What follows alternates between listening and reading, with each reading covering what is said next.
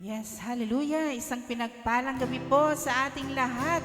Welcome po sa ating midweek service, ang Refuel Wednesday. Ayan.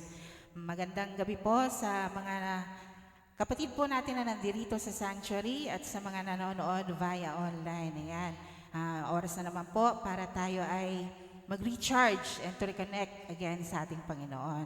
Sa pamamagitan ng pakikinig ng mga salita ng Panginoon ngayong gabi. Amen. Kaya tayo po'y maghanda para sa gagawin ng Panginoon ngayong gabi. Sama-sama po tayong magpuri, magpasalamat, magsamba sa ating Panginoon. Amen. Hallelujah. Dahil ikaw lamang, O Diyos, ang aming kalakasan sa gitna ng aming kahinaan, Panginoon. Ikaw ang kalakasan sa oras ng kahinaan, O Diyos, magpagkailanman. Ikaw ang siyang sandigan ko, o at siyang kublihan ko, O Diyos, magpagkailanman. Ikaw lamang ang kailangan, pag-ibig mo'y walang hanggan. Sapat na ang iyong biyaya sa bawat sandali. Ikaw ang lahat sa akin. Minsan pa, ikaw, O Diyos, ang aming kalakasan. Ikaw ang kalakasan sa oras ng kahinaan, O Diyos, magpagkailanman. Ikaw ang siyang sandigan ko, at siyang kublihan ko, O Diyos, magpagkailanman.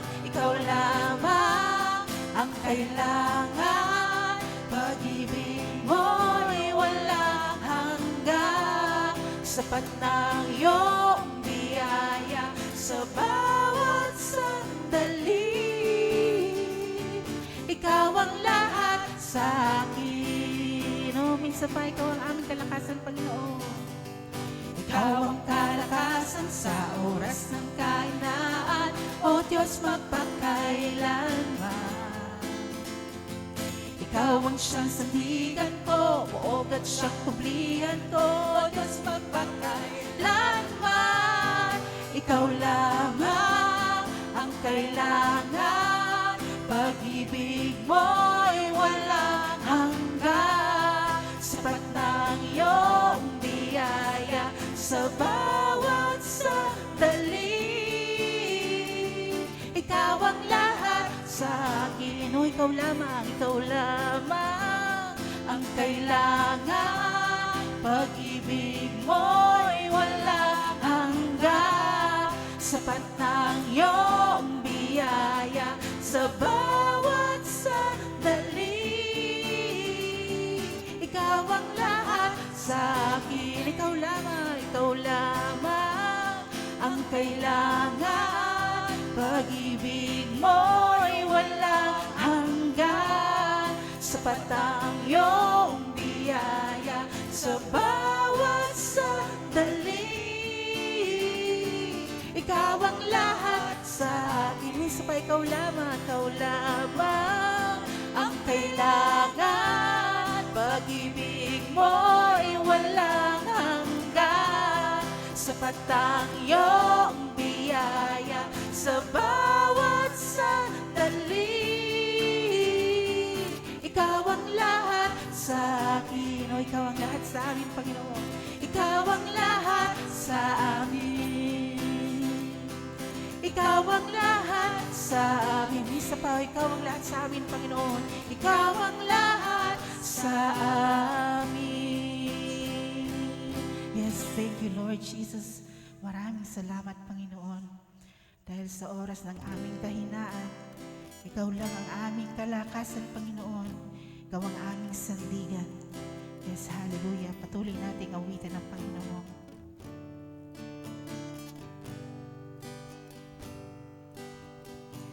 Ikaw ay mabuti bawat sandali, sa habang buhay ay mananatili.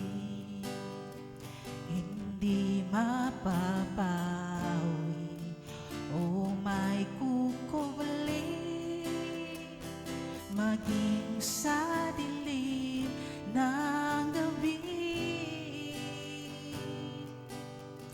sandigang matibay ang iyong pangako, lakas at pag-asa ng aking puso, hindi na mabilang pagkakataon, patunay na katapatan mo sa dalamhati at sa kabiguan, sa pagluha ng puso na sugatan, sa pagsubok na iyong pinahintulutan. Salamat,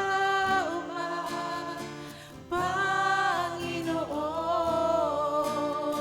sa katugunan sa aking dalangin, sa kalakasan sa'yo nanggagaling, sa pagtuturo at pagtutuwid mo sa akin. Salamat, Panginoon, salamat.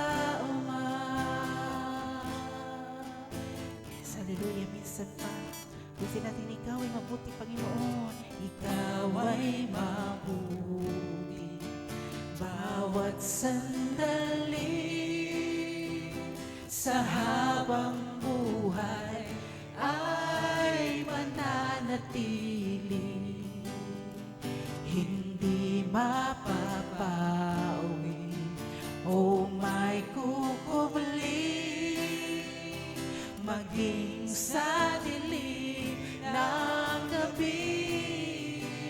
Oh, sandigang matibay, sandigang matibay ang iyong pangako, lakas at pag-asa ng aking puso, hindi na mabilang pagkakataon, patunay na katapatan mo. O sa dalamhati at sa kabiguan, sa pagluha ng puso na sugatan, sa pagsubok na iyong pinahintulutan. Salamat, Panginoon, sa katugunan, sa aking dalangin, sa kalakasan sa'yo nanggagaling, sa pagtuturo at pagtutuwid mo sa akin. Salamat, Panginoon. O ikaw ay mabuti, ikaw ay mabuti. Yes, Lord, napakabuti mo, Panginoon. O ikaw ay tapat, ikaw ay tapat.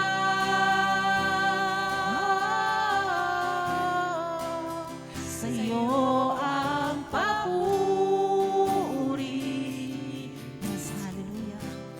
At pasasalamat. O ikaw ay mabuti, ikaw ay mabuti. Yes, Lord, napakatapat mo sa akin, Panginoon. Ikaw ay tapat. Lahat ng papuri na sa'yo, Panginoon. Sa'yo ang papuri at pasasalamat. Yes, hallelujah. O sa dalamhati. Sa dalamhati at sa kabiguan, sa pagluha ng puso na sugatan, sa pagsubok na iyong pinahintulutan. Salamat, Panginoon, sa katubunan sa aking dalangin, sa kalakasan sa'yo nanggagaling, sa pagtuturo at pagtutuwid mo sa akin. Salamat, Panginoon. Salamat. Salamat, Panginoon. Oh, salamat. Hallelujah, hallelujah. Salamat. Oh, hallelujah, hallelujah, hallelujah.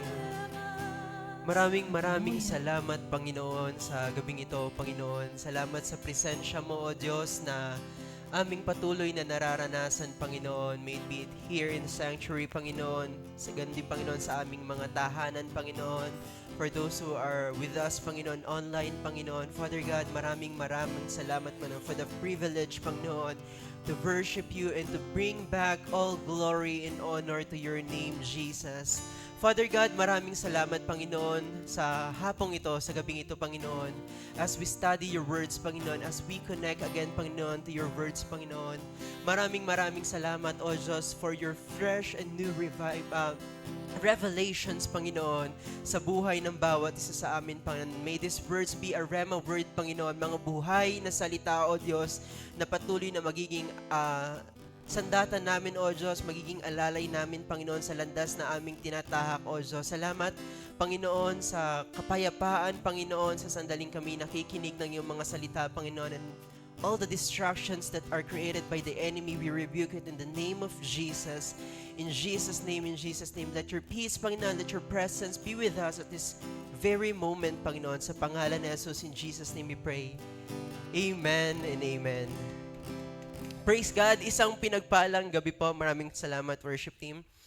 It's my privilege and honor to share the gospel of grace sa gabing ito. At alam ko ang lahat ay pinagpala simula pa lang nung Monday hanggang sa mga sandaling ito, tayong lahat ay pinagpapala ng Panginoon. Ang Diyos ay nanatiling tapat at sapat sa buhay ng bawat isa sa atin. Isang pinagpalang gabi po sa mga kasama namin sa online. Humanap na kayo ng pinaka-best spot sa bahay ninyo para i-enjoy ang presensya at mensahe ng Panginoon sa gabing ito. Welcome to Christ Life Church. Binabati rin namin ang aming mga senior pastors sa Canada, Pastor Noel, Pastor Michelle, and even our family from TLGC, Bishop Willie, I know, nakasama din namin sila online. So sa gabing ito, let's study the Word of God. As we study the smartest book in the world, I pray na this will not be just informational, not just a motivational, not just be a quote to post on our FB page. Alam niyo yun? Napakagandang isang ugali nating mga Kristiyano bilang napakalawak ng platform ng social media is just to simply share some Bible verses. But I'm praying sa Panginoon na hindi lang natin siya ma-share out of our responsibility, but out of concern to others. So sa gabing ito, pag-aralan natin ang Colossians chapter 3, beginning verse 15. At ang sabi dito sa mga talata, "And let the peace that comes from the Christ rule in your heart, for us member of one body," again, you are a member of one body, "we are called to live in peace and always be thankful." Pwede po ba nating basahin sa Tagalog if we have sa screen natin?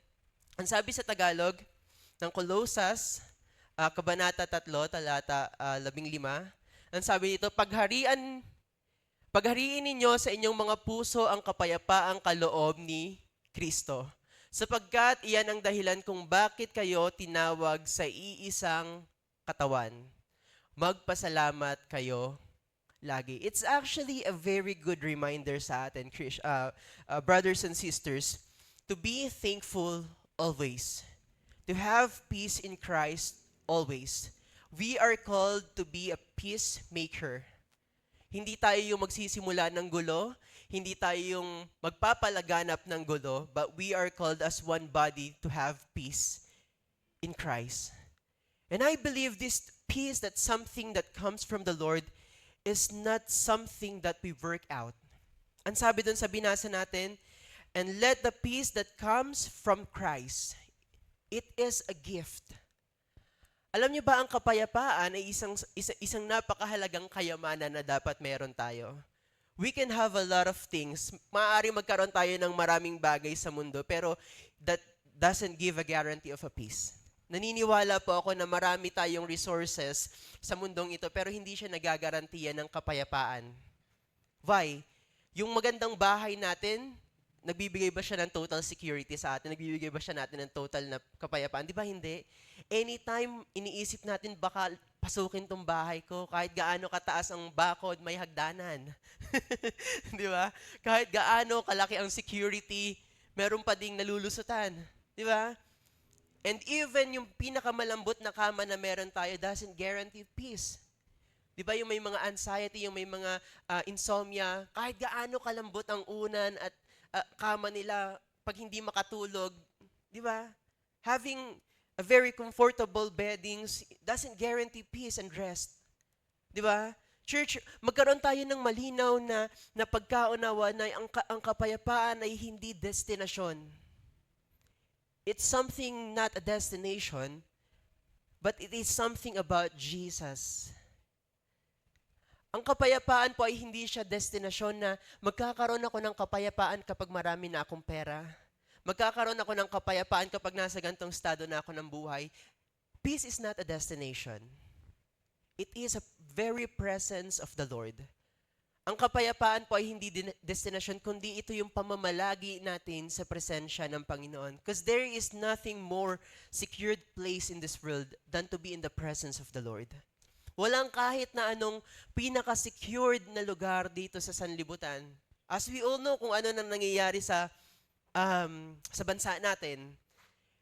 Recently, nag-post, I hope na ang bawat isa sa atin as one family in Christ Life Church, nakiisa sa panalangin para sa ating bansa. Because recently, we've received a post from our social media team about prayer for our country. Kung nakikita niyo sa social media page natin sa Facebook, I hope na nakibahagi tayo sa panalangin para sa ating bansa. Kasi nakikita natin kung gaano nagiging pagulo ng pagulo ang ating bansa, not just specifically sa politics natin, kundi sa lahat ng aspeto ng nasa paligid natin. Nakikita natin kung anong pagbabago ang meron sa ating bansa. At even personally sa atin, minsan yung kapayapaan ang pinakaunang ninanakaw ng kaaway sa atin. Napapansin niyo po ba? Hindi siya madalas mapansin ng isang tao, pero madalas na ang kapayapaan ang unang ninanakaw ng kaaway sa atin. Just to give you an example, iisipin mo kung ano yung kasunod mong ulam ng tanghali. Nag-work ka na, darating na ang mga estudyante, wala pa akong ulam. Diba? Sa simpleng mga ganong bagay, nawawala yung kapayapaan mo, nababalisa ka. But the Bible was saying na hayaan mo ang araw ng bukas ang problema sa Kanya. Diba? Sapat na ang suliranin na meron ka sa araw na ito. Kaya minsan dumarating yung burnout and hindi natin pwedeng i-invalidate pero sometimes talaga dumarating siya, yung napapagod ka. Kasi minsan na-overwhelm tayo ng problemang meron tayo, church. Minsan na-overwhelm tayo ng mga bagay na natatanggap natin na hindi naman dapat natin ma-receive, mga balita na dapat hindi natin ma-receive pero alam niyo yun, because of some situation natatanggap natin.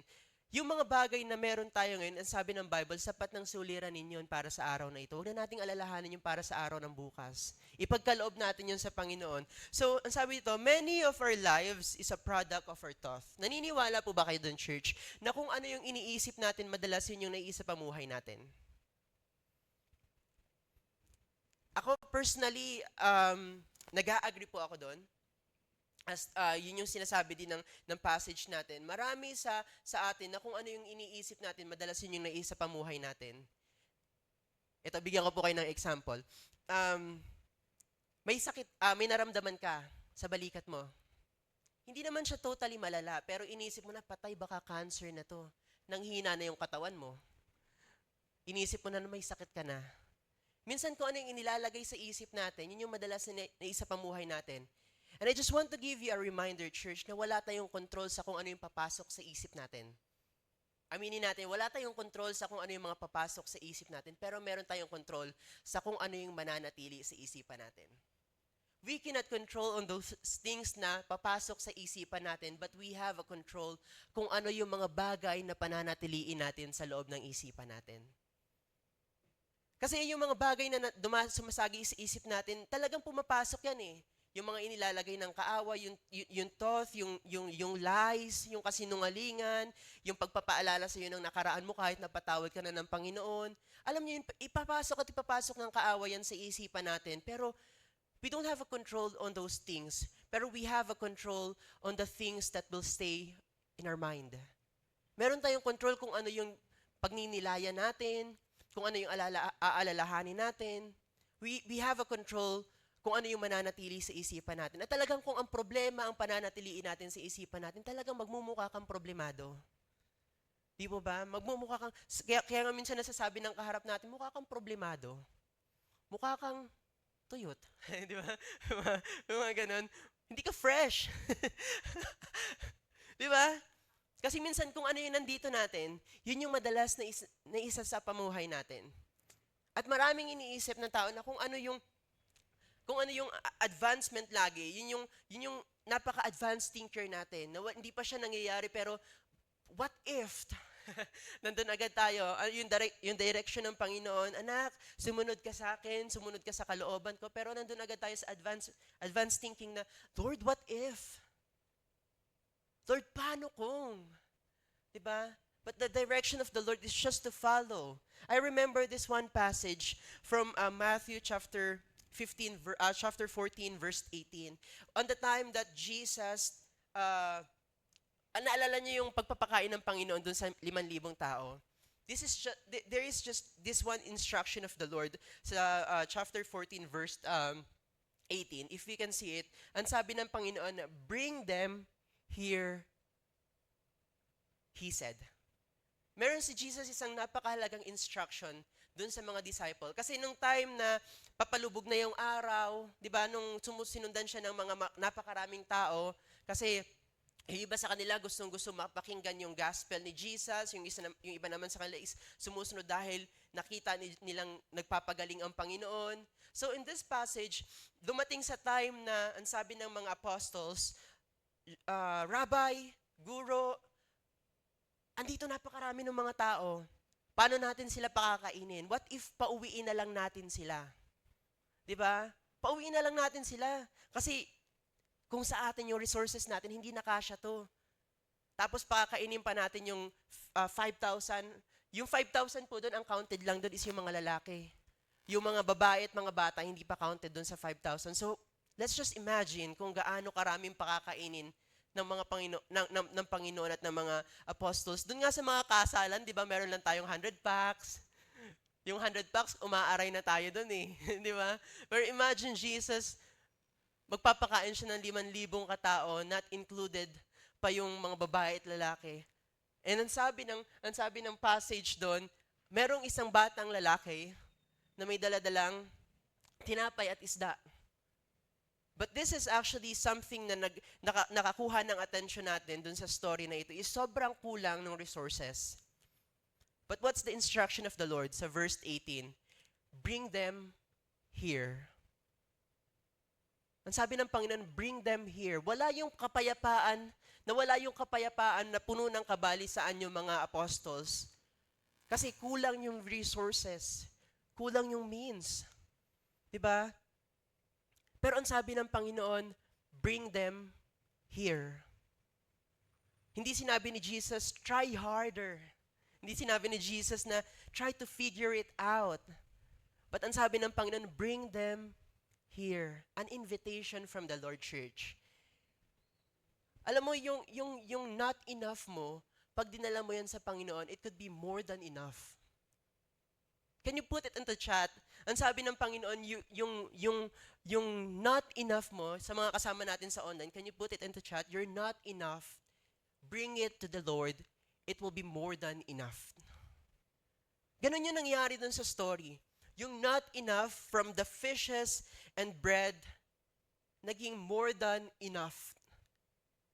Just follow the invitation of the Lord to bring it here. Ang sabi ng Panginoon sa verse 18 ng chapter 14 ng Matthew. Sabi doon, bring them here, Jesus said. So whatever na meron tayo, could be a emotional, a physical problem, a health problem, ang sabi ng Panginoon, bring it here to me. I-surrender natin yun sa Panginoon. Because why? Again, you're not enough can be more than enough to the Lord. Napakagandang mensahe ng Panginoon yun sa atin sa gabing ito. You're not enough can be more than enough for the Lord. Yung walang-wala sa'yo, yung kulang na kulang sa'yo, can be more than enough pag dinala natin sa Panginoon. So, peace is not a destination as kagaya ng sinabi ko kanina, you can have a peace now. Hindi mo kailangang intayin yung destination ng buhay mo, yung pinakamataas na level ng pamumuhay mo para magkaroon ka ng kapayapaan, church. You can have peace right in this moment. Pwede tayong magkaroon ng kapayapaan sa sandaling ito. At yung kapayapaan na pwedeng ipagkaloob sa atin ng Panginoon sa sandaling ito ay kahit kailan, if we stay and remain to the Lord, alam niyo yun, hindi siya kayang nakawin ng kaaway. The only time na mawawala yung kapayapaan is if hindi natin hinahayaan ang Panginoon na mag-control ng mga bagay na meron sa atin. Alam niyo yung pagiging Panginoon ng Panginoong Hesukristo, hindi siya pwedeng ma-question ng circumstances na meron tayo. Minsan nagsisettle lang talaga tayo sa less. Kaya minsan nawawala yung peace natin. Pero ang gusto ng Panginoon, hindi yung less, yung best. Gusto tayong dalahin ng Panginoon sa napakalawak na plano niya sa atin. Pero sometimes we settle to less. Remember the story of yung prodigal son? Alam niyo, napakaganda ng mensahe ng story na to. Why? Kasi hindi lang ipinapakita na yung bunsong anak ay nagsettle sa less, pero yung lesson na meron kang kingdom yung kingdom mindset mo, napakahalaga. Kasi kung iisipin natin na ang pagkakaroon ng mana talaga ay isang napakaganda sa pakiramdam. Imagine, makukuha mo na yung parte mo on the prime year sa kabataan mo pa lang. Diba? So normally, ang mana ay nakukuha kapag pumanaw na ang mga magulang. Pero, lo and behold, so sa story is, hindi buhay pa yung tatay, kinuha na yung mana. Kasi, gustong maranasan nung bata na habang bata pa lang siya, ma-experience niya na o ma-enjoy niya na yung bagay na dapat i-enjoy niya in the future. So, minadali niya. Alam niyo ba that rush is an indication of a lack of wisdom? Yung pagmamadali natin, church, madalas indication siya ng kawalan natin ng karunungan. Sino yung madaling magdesisyon dito? Di ba minsan yung mga bagay na minadali nating desisyonan, minsan doon tayo nagkakaroon ng pagsisisi sa huli. Di ba? Yung mga bagay na minadali natin, hindi natin pinag-isipan, doon tayo madalas nagkakaroon ng dapat pala. Doon pumapasok yung dapat pala. Rush is an indication of lack of wisdom, church. Kagaya nung sa story natin doon sa prodigal son, hindi niya pinag-isipan na, alam niyo, hindi niya ba iniisip na habang tumatagal, yung inheritance, dapat lalaki pa yon. Di ba? Kasi yung kabuhayan naman ng tatay niya is napakasagana. Hindi naman, yung kabuhayan ng tatay niya, hindi naman kabuhayan at sapat lang, kundi more than enough yung kabuhayan ng tatay niya. At hindi niya ba iniisip na kung matagal pa niyang kukunin ito, mas malaki pa yung makukuha niyang mana. Pero yung pagmamadali na maranasan niya na at ma-enjoy niya na yung bagay na i-enjoy niya dapat in the future, nag-lead sa kanya sa matinding trouble. At ang pinakamaganda dito is the lesson na iniwanan ng story na ito. The meaning na, ang sabi doon, nung dumating yung matinding tagutom, na especially, di ba, kung kunwari nasa ibang bansa ka, ang priority, kung may tagutom, kung may taghihirap, ang pinaka-priority is yung mga citizen doon. So dahil nasa distant country itong batang ito, at nandun siya sa lugar na foreign siya, so hindi siya ang priority ng lahat ng benefit. So kung magkakaroon man ng opening sa government ng trabaho, ang pinaka-priority is those citizen. So hindi siya priority, kaya ang nag-end up siya sa trabaho ng pagpapakain at pag-aalaga ng mga puppies? Hindi, joke lang, ng mga baboy. And then, dun pumasok yung idea na nagsisettle ako sa less, merong lugar yung tatay ko na pwede kong ma-experience yung best. Diba? So tayo din, church, minsan nandun tayo sa sitwasyon na nagsisettle tayo sa less, nawawala yung peace, pero merong best na ino-offer si Jesus. And He is a peacemaker. He is a Prince of Peace. Kaya kung nasa atin ang Panginoon, at tayo nasa Panginoon, ang kapayapaan ay hindi na mawawala sa atin. Kasi ipapasok lang naman ng kaaway yung idea, yung lies. Pero if we still believe about our sonship sa Panginoon, sa pagiging anak ng Panginoon, ipapasok lang yun ng kaaway at ilalabas din natin. Hindi natin siya tatanggapin. Kasi alam na natin yung identity natin, yung kahalagahan natin sa harapan ng Panginoon, that tayo yung mga anak ng Panginoon. At tayo nasa Panginoon, ang Panginoon ay nasa atin, ang Holy Spirit ay nasa atin. So the peace is with us. Nasa atin ang kapayapaan ng Panginoon. So peace is not an absence of a problem, church. Akala kasi natin na iniisip na kapag wala ng problema, andun na din yung kapayapaan. So, ma-identify natin yung peace minsan na kapag wala tayong napapagdaan ng problema, minsan nandun yung, ay, sobrang payapa ako kasi walang problema. What if dumating yung problema kasi ang problema naman is part ng human nature natin? So, nawawala na din pa yung peace natin. But peace, ang sabi dito, peace is not the absence of a problem, but the presence of God. So if we remain in the Lord, and the Lord remains in us, kahit dumaan man tayo dun sa pinakamalupit na problema na meron tayo, if we have God, if we have faith in God, the peace of God is with us. So wag nating i-identify na yung kapayapaan ay base dun sa nararanasan natin. Kasi everything will come on our way po. Wala tayong choice sa kung ano yung dadaan sa ating journey. But we have a choice to remain in the Lord. Meron tayong kalayaan, at yung kalayaan na yun, ay alam niyo po bang isang sa napakagandang regalo ng Panginoon sa atin bilang mga tao? Yung kalayaan na pumili. It's actually a gift from the Lord. Akala kasi natin na minsan ang mga blessing, ang biyaya na nanggagaling, ang regalo na nanggagaling sa Panginoon, those just are material things. Pero yung kapayapaan, yung kalayaan na pumili, those are actually a gift from the Lord. So, there is no elevator access to success, church. Diba? Minsan, rush, dun sa pagmamadali natin, gusto natin i-shortcut ang lahat ng bagay, but just want to remind you this evening, there is no elevator access to success. Kagaya ng mga Israelita, gusto nilang pumunta ng promised land, pero ayaw nila ng journey. Gusto nila ng success, pero ayaw nila ng process. Gusto nila ng shortcut lagi. Gusto nila ng elevator access to success.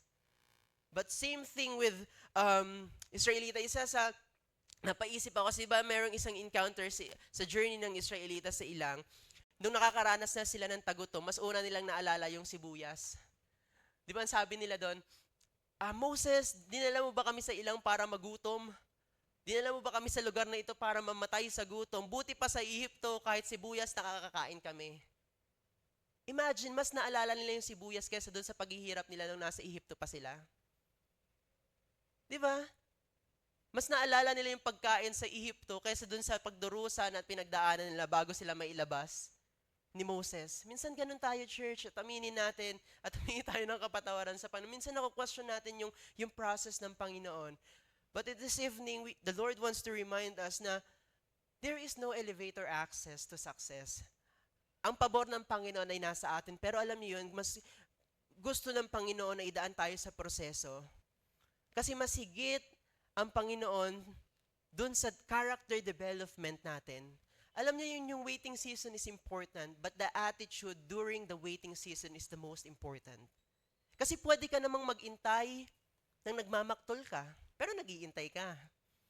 Pwede kang mag-intay na kung ano-ano, tagal naman, pero nag-iintay ka. Pero what's the most important in the waiting season is the attitude po. The character during the waiting season. Kasi yun yung gustong ma-develop ng Panginoon sa atin bilang kanyang mga tagasunod. Yung character, yung attitude natin towards everything, yung kapayapaan while we are waiting, yun yung gustong ma-develop ng Panginoon. At yung mga bagay na idaragdag niya after we become victorious dun sa mga problemang pagtatagumpayan natin is just a bonus. Kasi yung buhay na makita mo na unti-unti kang binabago ng Panginoon dahil dun sa proseso niya is masigit. Naniniwala ako masigit po yun kaysa dun sa matatanggap nating biyaya pa lang sa hinaharap. Yung ma-develop yung character mo, kung paano ka na makisama, kung paano ka na umibig, kung paano ka na tumingin sa kapwa mo, kung paano ka na mabuhay ng may kapayapaan is actually mas importante. Higit sa kung ano pa mong bagay. Kasi you can have more naman sa Panginoon. You can have best naman sa Panginoon. At ang development na natatanggap natin sa Panginoon ay development na magdadala sa atin sa tagumpay. Kasi hindi lahat ng nagbabago ay bumubuti. Di ba?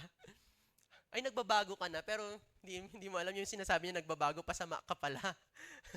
Hindi lahat na nagbabago ay papunta sa pagiging mabuti po. Pero alam niyo yun, pag ang pagbabago ay nakabase sa salita ng Panginoon, naniniwala ako na ito'y magdadala sa tagumpay.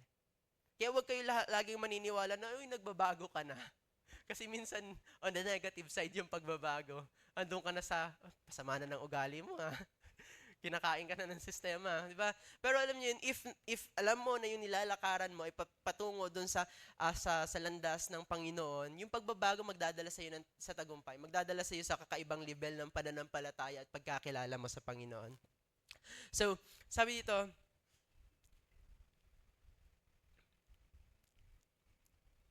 sa John chapter 3 verse 30, this is a conversation from John the Baptist. Ang sabi dito, sa John chapter 30 verse 3, a conversation dun sa mga tagasunod ni John.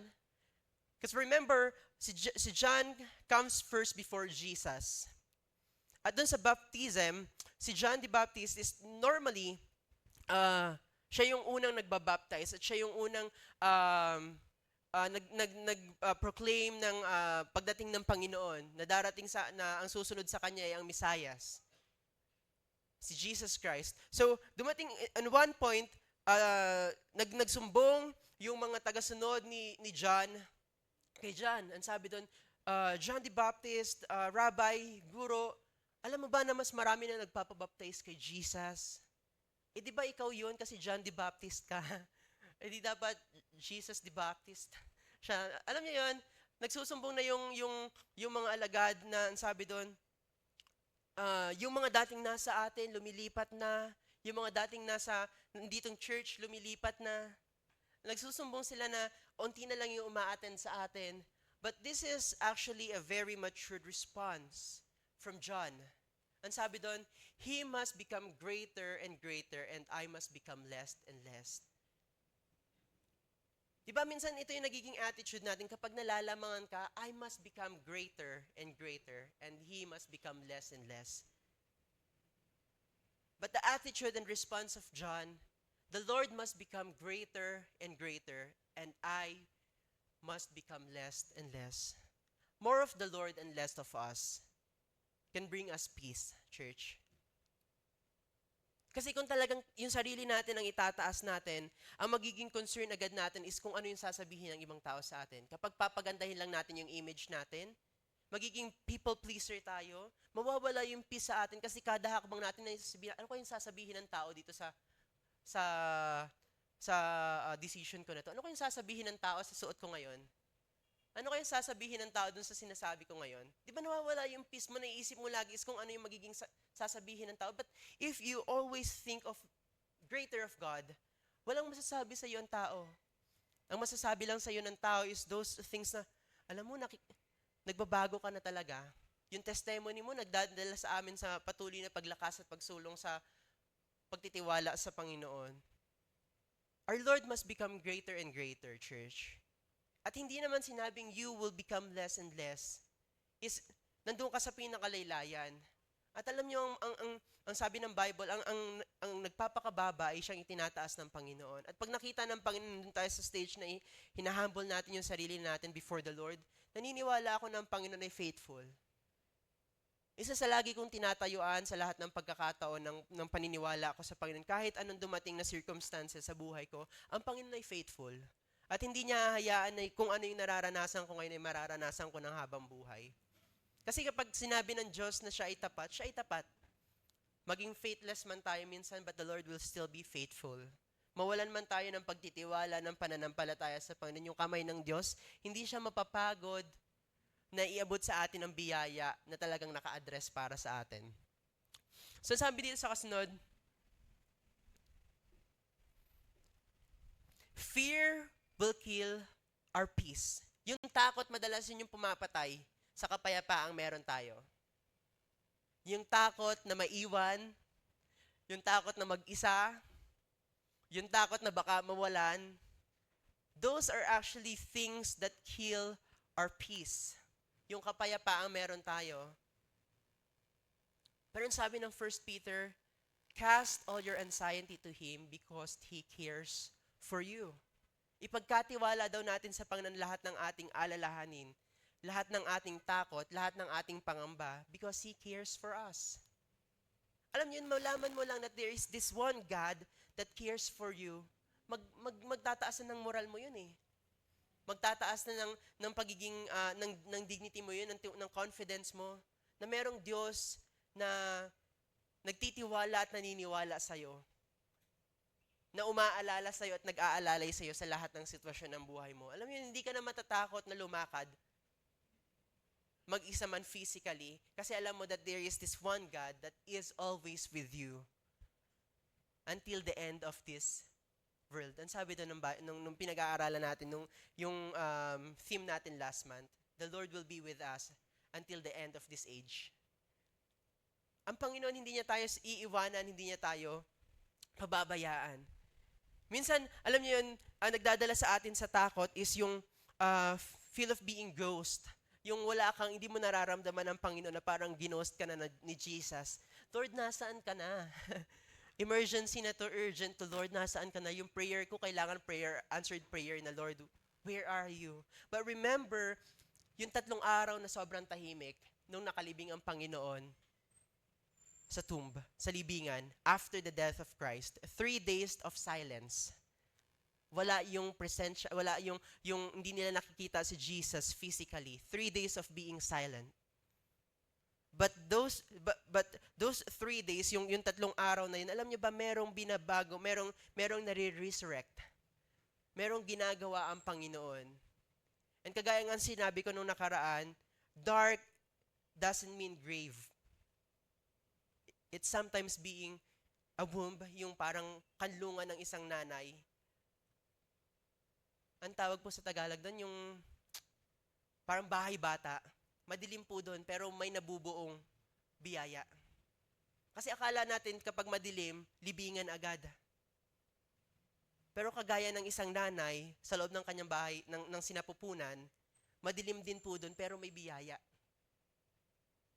We just need to wait, and we just need to be patient. We just need to have peace in the Lord while we are waiting. Our attitude while we are waiting. Waiting is not enough. Hindi sapat na nandun ka lang sa nag-iintay. Kailangan you have a perfect and good attitude while you are waiting. Kasi yun yung gustong ma-develop ng Panginoon. And alam niyo, dun sa pagkamatay ng Panginoon, there is this 2 event na sobrang distinct. At naging infamous pa siya, naging sikat pa siya pero in the negative way. Yung pagkakasala, yung betrayal ni Judas, at yung pagkakanulo ni Peter. Pareha silang nagkasala. Pero meron silang pagkakaiba. And I want to unveil this difference ng attitude ni Peter and ni Judas. Things that make Peter different from Judas. Judas believed that his sin couldn't be forgiven. Yun yung pagkakaalam ni Judas. Kaya nga siya nagpatiwakal eh. Pareha silang nagkasala, church, Si Judas is ibinenta niya si Jesus kapalit ng salapi. And then si Peter, idininay niya naman si Jesus. They both sinned. Pero what is the difference? Si Judas, iniisip niya na hindi na siya mapapatawad ng Panginoon sa kanyang pagkakasala. Nawala na yung kapayapaan. Nawala na yung pagtitiwala, nawala na yung faith, nawala na yung pagkakilala niya sa Panginoon na mapagpatawad. He remember, ang inilagay sa kanya ng kaaway is hindi na siya mapapatawad sa kanyang kasalanan. Kaya inunahan niya, nagpakamatay na siya. But here comes Peter. Peter believed that nothing can separate him from the love of God. Yung pagkakaiba ng isipan, ng thought, ng pamumuhay, ang nasa isip ni Judas ay hindi na siya mapapatawad ng Panginoon. Pero ang nasa isip ni Peter is nothing can separate me from the love of God. Not even sin. Tayo rin, church, nothing can separate us from the love of God. Not even sin, not even your past, not even your future, or not even your present time. Let's just have peace in the Lord. Huwag nating intayin na yung peace ay magkaroon ng rest sa unahan. Rest and peace. Ngayon pa lang pwede na nating maranasan yung peace. Huwag na nating lagyan ng rest sa unahan. So, alam niyo yung church, napakagandang mabuhay sa kapayapaan ng Panginoon. Kasi yung kapayapaan ng Panginoon ay kahit kailan hindi siya mawawala sa atin hangga't alam natin na tayo ay nasa Panginoon at ang Panginoon ay nasa atin. The Holy Spirit is with us. The same Spirit, the same power that bring Jesus to life, na nagbuhay sa Panginoon, galing sa kamatayan. It's the same Spirit that is within us. The same peace that is within us. Kung paanong naging payapa ang Panginoon na sumigaw siya ng it is finished, magkaroon din tayo ng kapayapaan at maniwala sa sinabi ng Panginoon, it is finished. Ang kailangan na lang natin is lakaran ang lahat ng bagay na inilaan sa atin ng Panginoon. To conclude the message, I want to read to you this passage sa Colossians chapter 3. Buuin natin. Kanina ang binasa lang natin is yung verse 15. Sabi doon, sa verse 15 dun sa last part, always be thankful. I just want to remind you also about this, church, that we need to be always thankful. Hindi lang tayo magpapasalamat dun sa mga magagandang bagay na nararanasan natin. We must be also thankful sa mga bagay na nilalagay sa atin ng Panginoon, pinapahintulutan ng Panginoon to develop us. Kasi lahat ng bagay na meron tayo is pinagkaloob at pinagkatiwala ng Panginoon sa atin. Kasi alam ng Panginoon na kaya natin. We need to be thankful, church. We need to be joyful kasi being thankful and joyful is a choice. It's not part of your emotion. Choice po yun. Kung magiging grateful ka at magiging thankful ka, magpapasalamat ka, magpapatawad ka, it's actually not an emotion. It's a decision. It's a choice. 'Di ba? Hindi siya ni-influence ng emotion natin, kundi mas ni-influence siya ng decision natin. Kasi kung iisipin mo, kung hindi ka magdidesisyon na maging masaya sa araw na ito, hindi ka talaga masaya. 'Di ba? Kung ayaw mo maging masaya, kahit gaano kita patawanin, hindi ka tatawa kasi ayaw mo maging masaya eh. 'Di ba? It's actually a choice. It's a decision.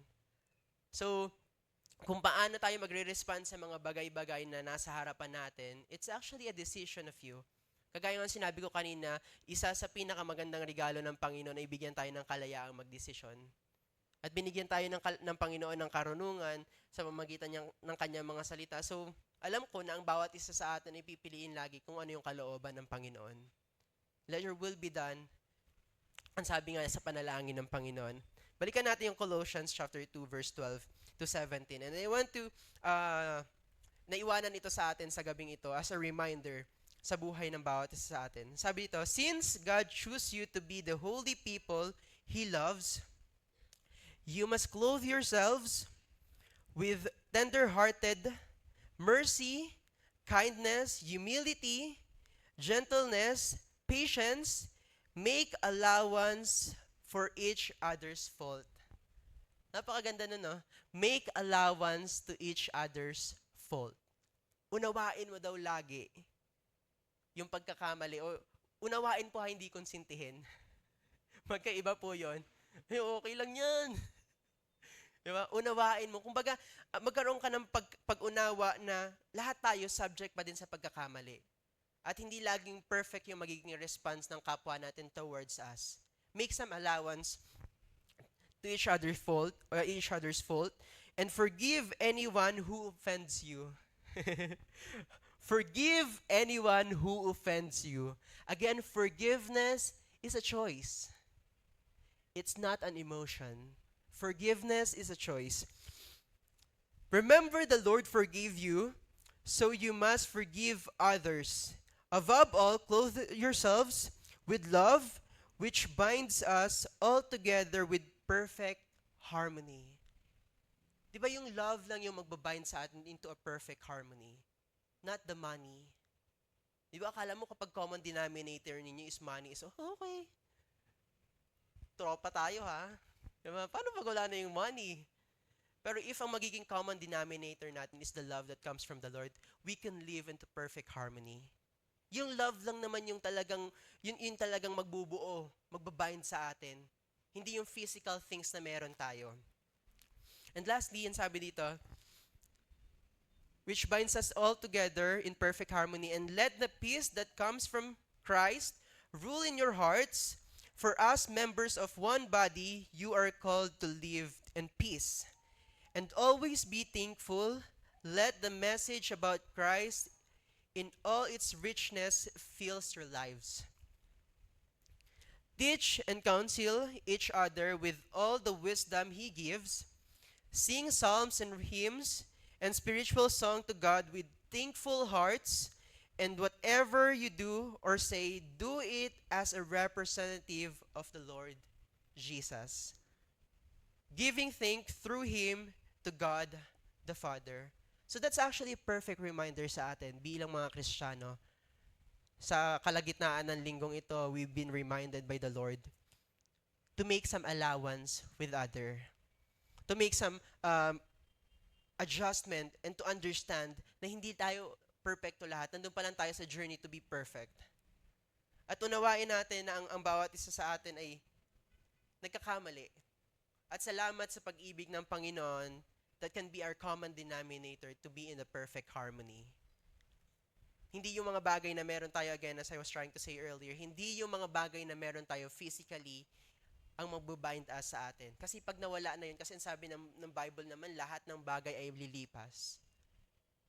Pero ang pag-ibig at salita lang ng Panginoon ang mananatili. So if yun yung common denominator natin, church, kahit sa ang season tayo, kahit sa ang journey tayo dalahin ng paglilingkod natin sa Panginoon, if ang common denominator natin is the love and the Word of God, we can live in peace with the Lord. So yun yung message ng Panginoon sa atin sa gabing ito, to live in Christ with peace. Yung buhay ng Panginoon na nasa atin, kalakip nun ang kapayapaan na nanggagaling sa Panginoon. Let's all pray. Hallelujah. Father in heaven, maraming salamat, O Diyos, sa gabing ito. Salamat for your words, Panginoon, na nag-remind sa amin, Panginoon, at napaka-importante na lagi naming maalala at mailagay sa isipan namin, Panginoon, na ang kapayapaan, O Diyos, ay hindi nanggagaling sa material na bagay. Ang seguridad, Panginoon, ay hindi nanggagaling sa material na bagay na meron kami, Panginoon, kundi nanggagaling lamang sa iyo, Panginoon, at sa iyong presensya, Panginoon. We always invite your presence, Panginoon, to be with us, Lord. And we want to know you more, Panginoon. We want to grow deeper and deeper, Panginoon, sa iyong mga salita, Panginoon. Salamat, O Diyos, na hindi lang matatapos sa gabing ito na napakinggan namin ang iyong mga salita, Panginoon. Kundi ito, O Diyos, ay madadala namin sa araw-araw, Panginoon, na aming pamumuhay. Salamat, O Diyos, sa lahat ng nakarinig, Panginoon, ng iyong mga salita sa gabing ito, Panginoon. Maging paalala ito, Panginoon, at patuloy na dagdag na karunungan, O Diyos, sa aming buhay pananampalataya, Panginoon, na aming patuloy na maging matungtungang pananampalataya, O Diyos, sa paglilingkod namin sa iyo, O Diyos. Salamat sa gabing ito, pagpalain mo ang bawat isa sa amin, O Diyos, ang lahat, Panginoon, ng nagpunta sa sanctuary, O Diyos, to serve, Panginoon, ang music team, ang multimedia, even the ushers, Panginoon. Salamat, Panginoon. Pagpalain mo rin, O Diyos, ang mga nakasama namin online. Ikaw ang patuloy na magpala, mag-ingat, O Diyos, magbigay ng napakasarap na tulog at pahinga sa amin sa buong magdamag, O Diyos. Pagpalain mo rin ang lahat ng mga kapatid namin na nasa biyahe ngayon, Panginoon, pauwi o papasok ng kanilang mga trabaho. Ingatan mo sila, Panginoon, sa pangalan ni Jesus, in Jesus' name. Father God, we are also praying sa family, Panginoon, ng namayapa naming kapatid na si Brother Felix Infante Jr., Panginoon. Salamat, O Diyos, sa mga naiwan niyang kamag-anak, Panginoon. Pagpalain mo sila, bigyan mo ng kapayapaan at patuloy na ipailala, Panginoon, ang pag-ibig mo, Panginoon, ay higit sa lahat, O Diyos. Ang kapayapaan mo, O Diyos, ay higit sa lahat. Comfort them, Panginoon, with your love and peace, Panginoon. Ang lahat ng naiwanan pang naming kapatid na si ni Brother Felix Infante Jr., Panginoon, buong Infante family, Panginoon. Pagpalain mo sila, Panginoon.